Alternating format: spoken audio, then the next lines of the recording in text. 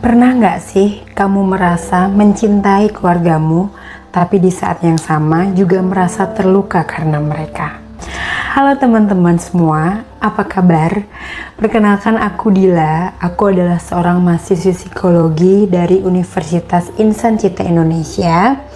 Sebelumnya aku mau disclaimer dulu ya, aku bukan seorang psikolog, psikiater, atau ahli medis di bidang kesehatan mental. Di sini posisi aku sama kayak kalian sebagai pembelajar.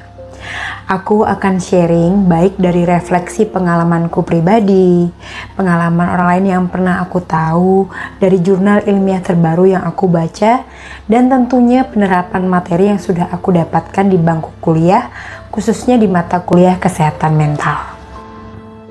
Di episode kali ini, aku ingin mengajak teman-teman untuk duduk sejenak, tarik nafas panjang, dan kita akan ngobrol dari hati ke hati. Topik kita hari ini agak sedikit sensitif, tapi aku rasa ini penting banget untuk kita sentuh pelan-pelan. Kita akan bicara soal rumah. Bagi sebagian orang, definisi rumah adalah tempat istirahat yang paling nyaman, tempat untuk merecharge energi. Tapi realitanya, bagi sebagian yang lain, rumah mungkin menyimpan cerita yang rumit.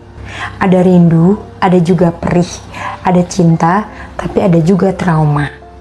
Sesuai dengan studi yang sedang aku jalanin, aku ingin berbagi pandangan tentang bagaimana dinamika keluarga sekecil apapun ternyata punya peran yang sangat dalam untuk membentuk siapa kita hari ini. Obrolan ini bukan untuk mencari siapa yang salah ya teman-teman. Bukan sama sekali untuk menyudutkan orang tua kita, keluarga kita, tapi murni untuk memahami what went wrong dan apa yang bisa kita perbaiki untuk masa depan kita sendiri. Teman-teman, coba kita flashback sebentar. Dalam perjalanan kita tumbuh dewasa, mungkin ada momen-momen di masa kecil yang tanpa sengaja membekas sampai sekarang. Dalam materi kuliah yang aku pelajari tentang child abuse atau kekerasan terhadap anak, seringkali pikiran kita langsung tertuju pada kekerasan fisik yang berupa pukulan, cubitan. Tapi aku ingin kita melihat ini sedikit lebih luas. Luka ini gak selalu berdarah teman-teman, dan gak selalu terlihat memar di kulit. Ada jenis luka yang disebut dengan psychological abuse atau kekerasan mental atau emosional, dan ada juga neglect atau pengabaian. Ini yang sering banget terjadi tapi jarang kita sadari. Contoh simpelnya gini, mungkin dulu orang tua kita habis kerja capek, pulang mungkin kondisinya stres dengan urusan finansial dan lain-lain, sehingga tanpa sadar mereka jadi kurang hadir secara emosional saat kita cerita, atau saat kita butuh didengar mereka mungkin sibuk, atau mungkin karena standar mereka tinggi nih, kata-kata mereka yang keluar itu kadang agak kedengeran sedikit tajam gitu ya. Misalnya, masa gitu aja gak bisa, lihat tuh anak tetangga juara 1. Atau mungkin kamu juga sering dengar, kamu tuh cengeng banget sih, dikit-dikit nangis. Kata ini teman-teman, kalau masuk ke dalam alam bawah sadar kita secara terus-menerus, bisa membentuk image diri kita. Dan ternyata fenomena ini bukan cuma perasaan kita aja. Bahkan menurut data dari WHO yang dirilis tahun 2022, diperkirakan ada 1 miliar anak di dunia rentang usia 2-17 tahun yang pernah mengalami kekerasan, baik itu fisik, seksual, emosi, atau pengabaian. 1 miliar loh teman-teman, itu akhirnya gede banget. Seringkali ini terjadi bukan karena orang tua kita jahat. Aku percaya hampir semua orang tua menginginkan yang terbaik untuk masa depan anak-anaknya. Tapi mungkin karena ketidaktahuan mereka, kurangnya edukasi parenting yang mungkin gak sebanyak sekarang kita bisa akses, atau mungkin mereka juga sebenarnya membawa luka dari pengasuhan kakek nenek kita yang belum selesai. Istilahnya intergenerational trauma atau pewarisan kekerasan antar generasi. Mereka mendidik dengan cara mereka dididik dulu, yang mungkin keras dan otoriter. Aku sempat baca sebuah jurnal yang relevan banget sama kondisi ini. Jurnal dari Yang Lingzhu tahun 2025 yang berjudul The Long-Term Effect of Adverse Childhood Experiences on Adult Health and Behaviors, Mediating Role of Socio-Economic Inequality. Riset ini menjelaskan bahwa pengalaman-pengalaman kurang menyenangkan di masa kecil ini atau adverse childhood experiences sekecil apapun, jika bertumpuk bisa membuat kita menjadi orang dewasa yang lebih rentan cemas, mudah stres, atau mudah merasa insecure dan tidak berharga. Nah, lantas apa hubungannya dengan kita sekarang? Mungkin ada teman-teman yang berpikir, "Gila, itu kan masa lalu, udah lewat belasan tahun yang lalu." Tunggu dulu. Pernah nggak kamu merasa susah banget percaya sama orang lain? Atau kayak punya trust issue? Atau kamu merasa harus selalu sempurna, merasa perfeksionis gitu biar bisa diterima sama orang lain? Atau kamu termasuk tipe yang nggak enakan, alias people pleaser? Di kelas kesehatan mental, aku belajar teori dari tokoh humanistik Carl Rogers tentang penyesuaian diri.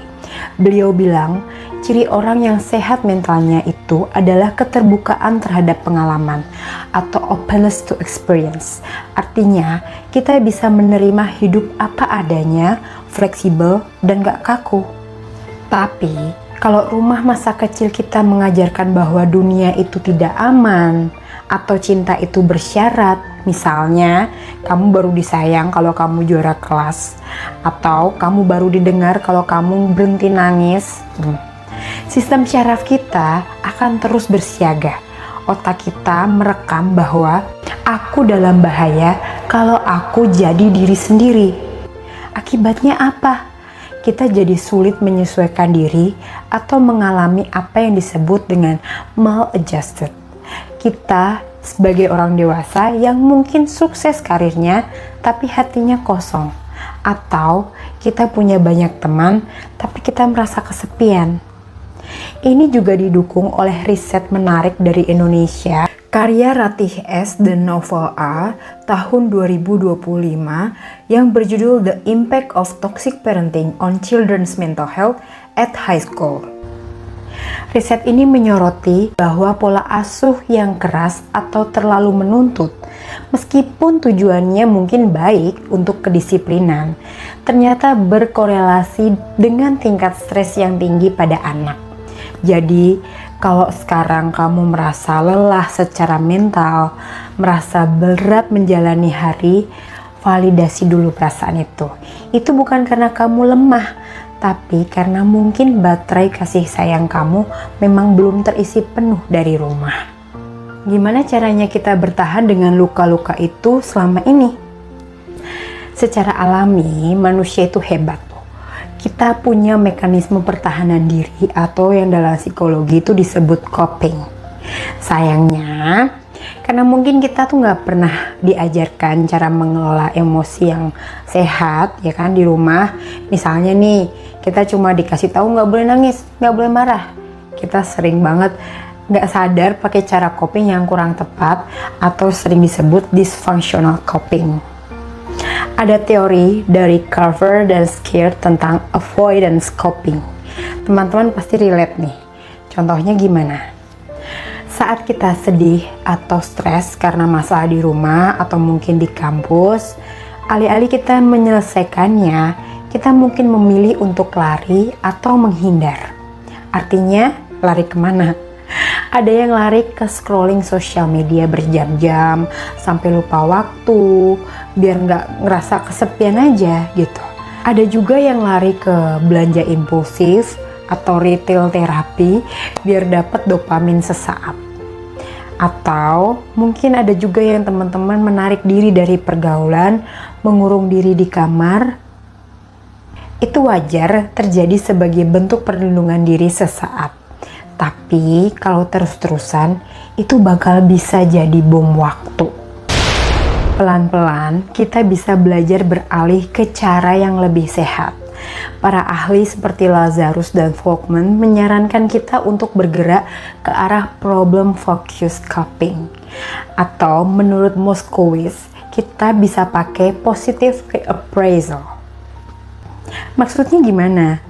Kita belajar melihat masalah, mengakuinya. Oke, aku sedih. Oke, aku kecewa sama orang tuaku. Lalu mencari makna atau solusi, bukan menghindarinya, tapi dihadapi dengan welas asih. Kita belajar jadi orang tua buat diri kita sendiri atau reparenting. Sekarang bagian ini yang paling penting. Apa solusinya? Buat teman-teman yang mungkin sekarang sedang berjuang berdamai dengan keluarga, atau teman-teman yang sudah menjadi orang tua muda atau calon orang tua, yuk kita sama-sama memutus rantai trauma ini. Break the cycle. Kita nggak bisa mengubah masa lalu, dan kita mungkin juga nggak bisa mengubah orang tua kita, tapi kita bisa mengubah masa depan keluarga yang akan kita bangun. Mari kita jadikan rumah sebagai tempat di mana penghuninya boleh menjadi manusia biasa. Tempat di mana kalau salah, nggak langsung diomelin atau dijudge, tapi ditenangkan dan diajak bicara.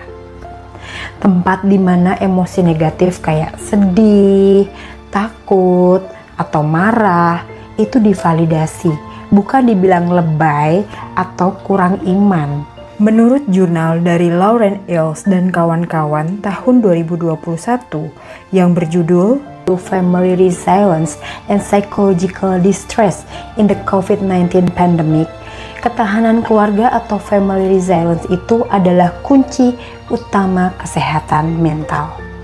Keluarga yang saling mendukung bisa jadi benteng terkuat kita dalam menghadapi dunia yang keras dan mungkin penuh ketidakpastian ini.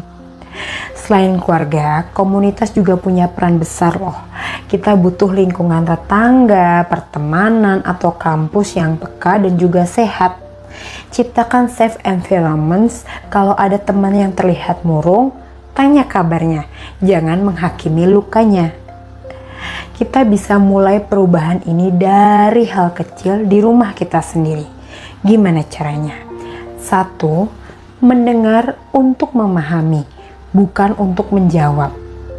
Saat adik atau mungkin pasangan kita bercerita, dengerin dulu, jangan buru-buru kasih nasihat. Kedua, menurunkan ekspektasi. Terima anggota keluarga kita sebagai manusia yang juga punya kekurangan. Ketiga, minta maaf. Normalisasi kata maaf di dalam rumah. Orang tua minta maaf ke anak itu bukan aib, tapi itu justru contoh kebesaran hati. Kesehatan mental itu memang perjalanan panjang ya teman-teman. Bukan sprint, tapi lebih kayak maraton. Dan gak apa-apa kalau rumah kita saat ini belum sempurna. Gak apa-apa banget kalau proses pemulihan kita itu naik turun. Yang penting ada usaha dari kita untuk membuatnya sedikit lebih hangat setiap harinya. Semoga obrolan kita hari ini bisa jadi pengingat bahwa kita berhak untuk pulih. Luka masa kecil itu adalah bagian dari cerita kita, tapi bukan akhir dari cerita kita. Kita punya kekuatan untuk menciptakan rumah yang aman bagi diri kita sendiri dan orang-orang tersayang di masa depan. Terima kasih banyak telah menyimak video ini sampai akhir. Aku ingin juga dong dengar cerita kalian tentang hal kecil apa sih yang bikin kalian merasa nyaman dan aman di rumah. Atau mungkin ada nih kata-kata apa yang pengen banget kalian dengar dari orang tua kalian sewaktu kalian kecil. Gak apa-apa kan? Kita cerita-cerita sedikit. Tulis aja di kolom komentar. Siapa tahu cerita kamu bisa menguatkan teman-teman lain yang lagi baca. Jangan lupa untuk selalu berbuat baik pada diri sendiri. Jaga diri baik-baik, stay sane, dan sampai jumpa di video selanjutnya. Bye-bye.